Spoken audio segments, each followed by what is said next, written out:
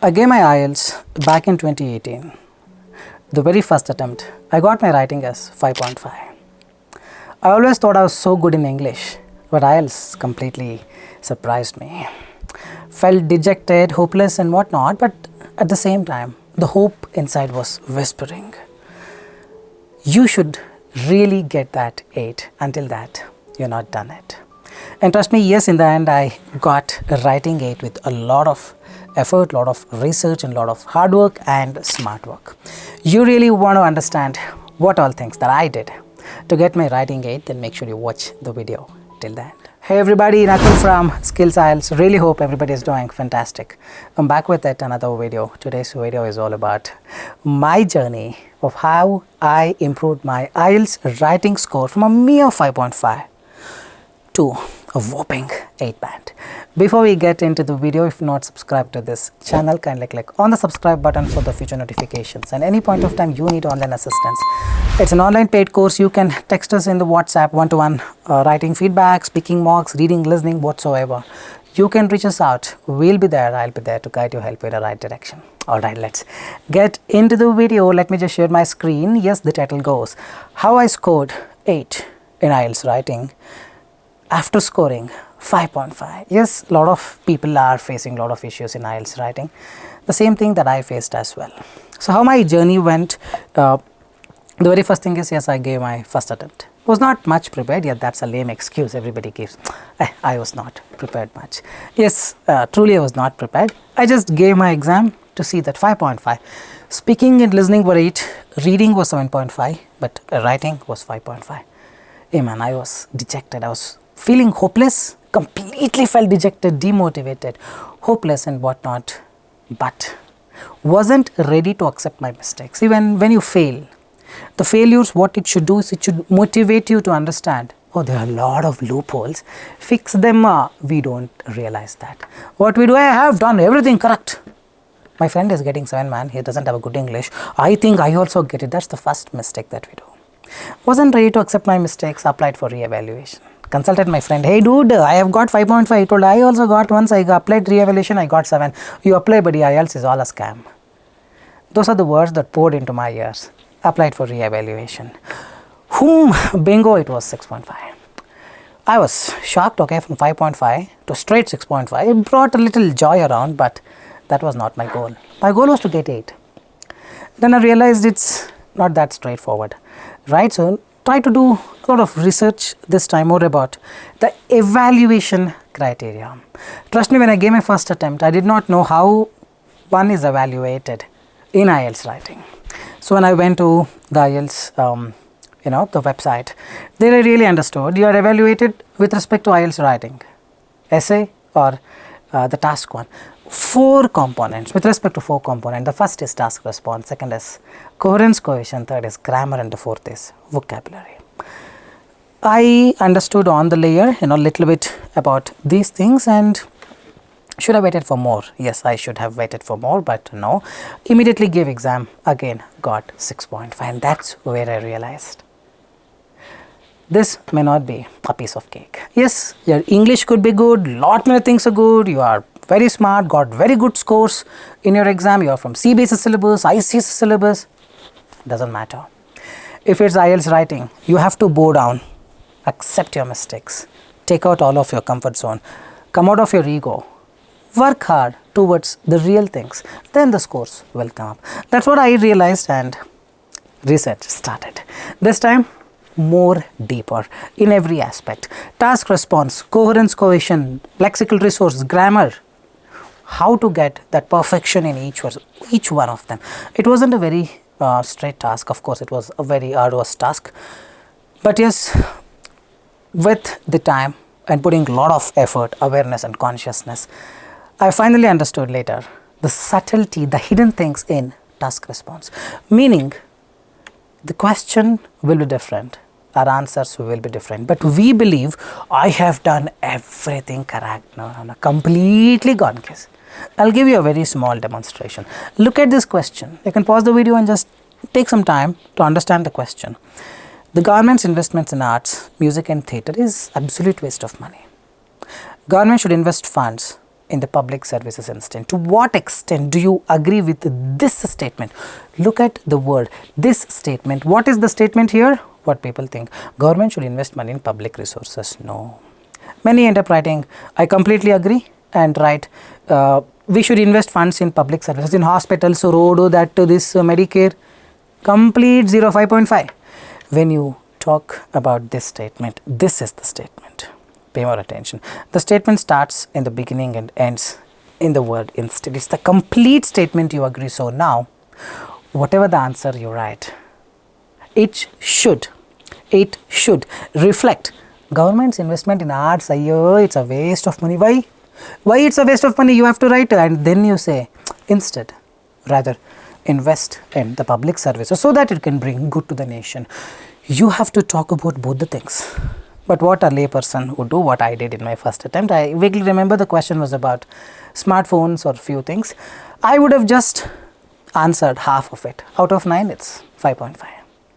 Very simple, so pay more attention. Every question has different strategy. You can't just send one essay, review this essay and see you're saying 7.5, in the exam I've got 4.5.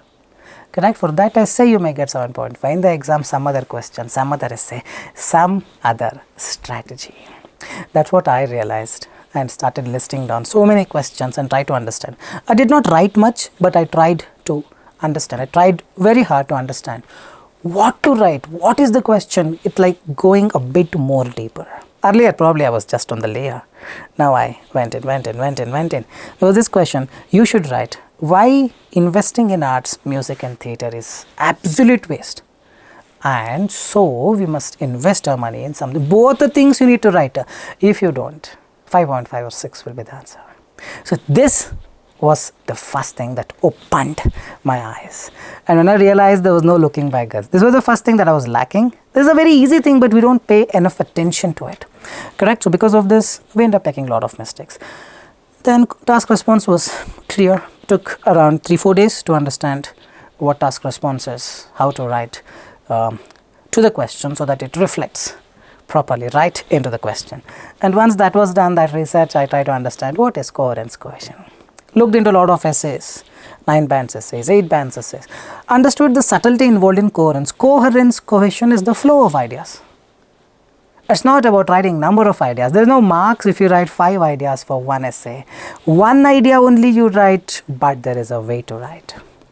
So what is that way? So if you say your main idea, supporting idea, example, conclusion, as opposed to main idea. I used to write in the the bottom one idea, firstly blah blah blah blah blah blah, secondly blah blah blah blah blah blah, thirdly blah blah blah blah blah blah, will not get any mark. Writing is an art. You should convey the message. You cannot convey the message in one line. At least 6-7 sentences you should write with respect to one particular thing. One main idea. For that main idea, write 1 or 2 supporting ideas, and for that supporting idea and the main idea, write some examples and then conclude. This entire thing is one paragraph. This was completely missing because nobody taught me this. So the idea is fairly simple. The real things are something hidden deep underneath the ocean. People don't realize, and we fall into the traps of this. Use this 10 words, get 90. Use this just 2 tricks, get 9 rather. Yes, I was also a victim of all those things. But in my videos, you can see all the genuinity, the lot of genuine things I've shared. You can check my other videos as well and then do comment. Alright. So when I understood this, I realized the mistakes that I did in my previous attempt where I got 5.5 and then re-evaluated score of 6.5. So what basically I'm talking about is this. Let's say there is a question. In recent years, some countries have experienced very rapid development. This situation may bring some problems. What are the problems? Let's talk about the problems. How I used to write. Firstly, many people living in the countryside migrate to urban cities for employment opportunity. This will result in increased population. Secondly, one idea is done and dusted. Secondly, the consumption of basic necessities also gets divided among people. We slowly start depreciating due to its vast usage. Thirdly, anything rapid is bad for the country, and sudden surge in hospitals and everywhere can bring impacts. I am simply writing the thoughts that run in my mind. I am not structuring them. I am not channelizing them. It's like tap water. You just open the tap water, it will spill and just spread. What if you have a pipe and stick the pipe? You're gonna channelize the water to wherever you want. Same way here, it's like tap water, just open, there is no pipe, just the ideas are spilling. One after the other, one after the other. Coherence coefficient is 0 and no wonder why I got 5.5. It's time we accept things. So this is wrong and perhaps we need to write like this. Firstly, the same essay you can just pause the video and compare. Many people living in the countryside migrate to urban cities for employment opportunities. This will result in increased population. Due to this, the consumption of basic necessities also gets divided, which slowly starts depreciating due to its vast usage. You have an example? For example, recent developments in Bangalore city have caused innumerable people from countryside, neighboring states to migrate. This has affected the daily basic necessities like food and hospitals, consequently leading or disturbing the social life. Just compare the top one and the bottom one. There is a huge difference. Top one has 3 ideas, bottom one has 1 idea, but there's enough supporting points, enough examples. This is what conveying is. The first one is not conveying. First one is just forcing the people to listen. Second one, you just speak, people will listen to you. This is an art of essay writing.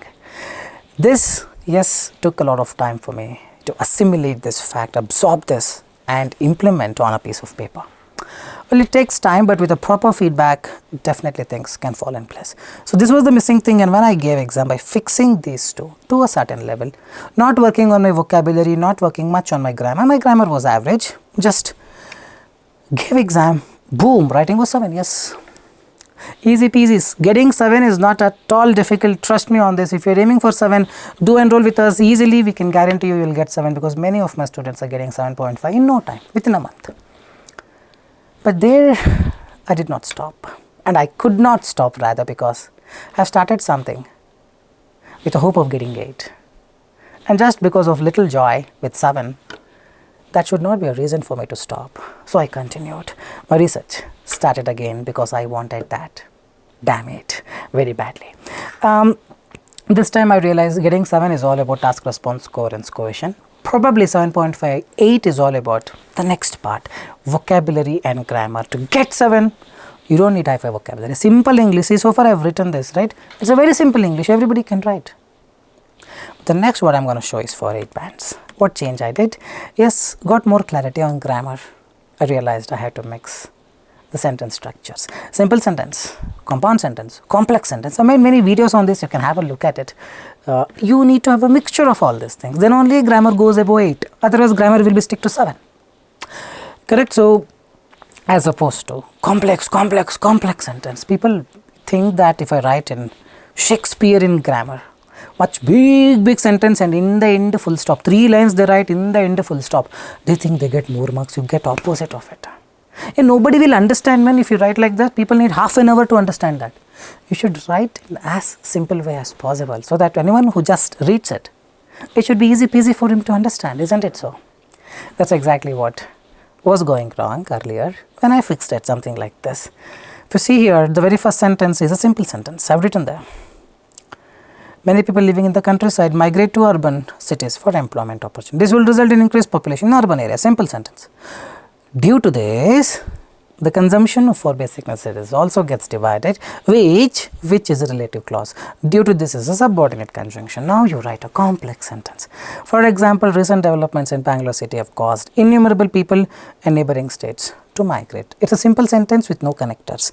This has affected the daily necessities in a bad way. Disturbing, this is a gerund here, disturbing ing has come. This is a complex sentence. Basically, I am mixing simple, complex and in some paragraphs compound sentence. This was the change that I did in my 3rd attempt. I gave my exam, got 7.5, and that's what I realized, okay, the last part is vocabulary. Perhaps if I fix that, who knows, I may get 8. And indeed I got it, so I continued working on the vocabulary. Got more clarity. Vocabulary is not just about using high-fi words. It's about using the apt words. Whatever the words that need to go there should go there. Don't simply try to use synonym and make a big mess out of it. Correct? In YouTube, people should use these 10 words. And Mr. Butterball will watch the video and try to intentionally use the 10 words and end up using in wrong place, marks full gone. The writing is an art. It should just evolve. correct? Whenever there is a need of good words, you use them, otherwise not required. Formal language, slang is not required. Right now I am talking in informal language. When you write, probably you need to avoid the nouns like people, I, my cousin, my ex-girlfriend, all those you need to avoid. Correct? And modifiers. She is beautiful. She is gracefully beautiful. He plays this game. He often plays this game.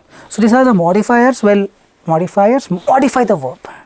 Modify an adjective. Basically adverbs or adjectives, you need to use more of it so that your vocabulary score comes up. I am going to show you what I did, and then topic related vocabulary. There is a particular topic.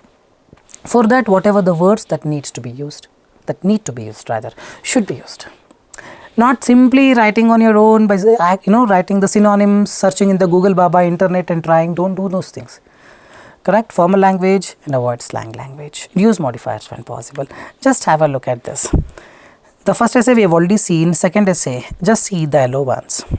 Significant search, enhanced employment prospects, more widespread, exponential increase, an illustration, a poignant illustration, recent developments, individuals, countless individuals, impacted, severely impacted. These are all yellow ones of the modifiers. And the formal language, well, that's an art that will take some time for some people to get into it. I can compare both of them. Second para, let me just read. The rural to urban migration phenomenon. Many people living in the countryside migrate to urban cities. The rural to urban migration phenomenon has led to a significant surge in the urban population.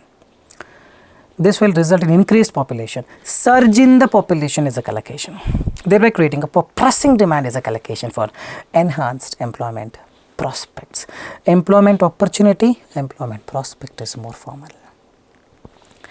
Consequently, the distribution of basic necessities.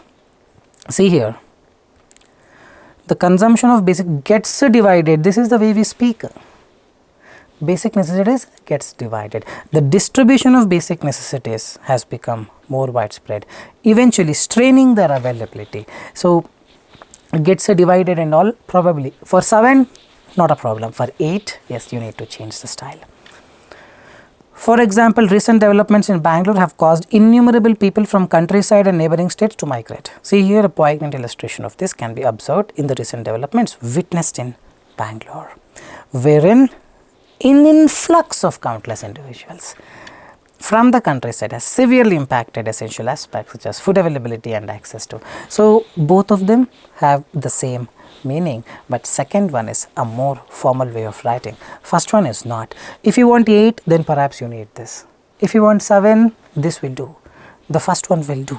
Remember this, and I believe a lot of people just need 7. Correct? For 7, 7.5, the top one is enough. For 8, 8.5, yes, you need the below one. So, and then by improving in this way, there is a technique called nominalization. You can have a look at it in the Google. That will help you how to convert an informal language to a formal language. Many times we use I. Instead of that, you take the verb and convert that to a noun. There's a lot of concepts are there, nominalization, wherein you can actually convert an informal to a better formal prompt. So, I just made an attempt to give you the right information. So, when I did this, boom, it was 8 each. Well, I have given exam many times to test a lot of things. In fact, speaking, there is no marks for content. I have made many videos like this. I have tested many times by giving exam multiple times. But yes, after this, from 5.5 to 6.5, then 7, 7.5, it eventually became 8 in my 4th attempt. This was the story. I really hope the story helped you, motivated you to go in a right direction. Perhaps you're running in this direction. It's time you take a U-turn and just march towards the right direction. Alright, I hope this video made sense. If you really like the video, please give your appreciation with a thumbs up and do leave a comment as to how you felt about it. It really makes our day, because a lot of people, a lot of time, it's not very easy to make content like this on an everyday basis. And do subscribe to this channel and follow for more updates. This is Nakul signing off from Skills IELTS. Very soon we'll be back. Till then, take care. Bye-bye.